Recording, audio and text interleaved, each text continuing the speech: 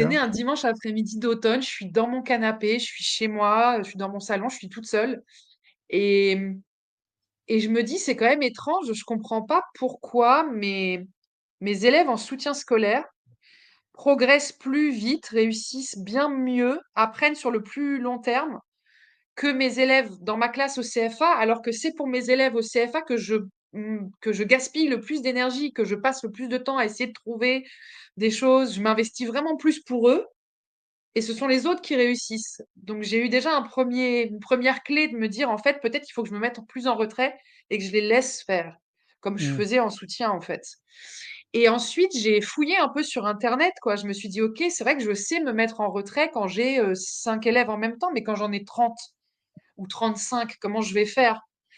Et donc je cherche, en fait, je cherche sur Internet, je cherche des solutions à pour cette question-là, et je tombe en fait sur le neuroscientifique Stanislas Dehaene et sur ses conclusions de recherche où il dit que un cerveau humain, pour apprendre, il a besoin d'être attentif. Ça, je le savais déjà, mais surtout, il a besoin d'engagement actif, d'un retour immédiat d'information et de consolidation.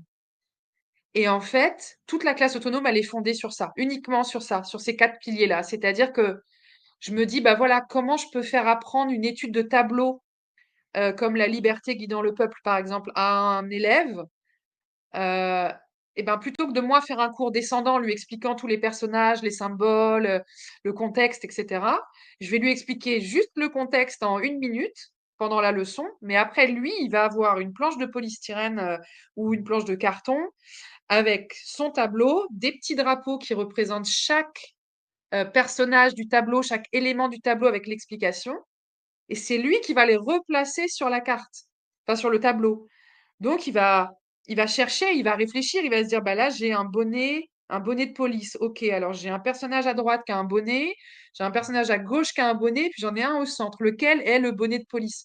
Et c'est parce qu'il se questionne, parce qu'il le fait tout seul, parce qu'il va confronter avec son copain d'à côté: «Mais non, regarde, ça, c'est forcément un bonnet de police parce que l'autre, c'est un bicorne», qu'il va retenir tous les éléments de ce tableau.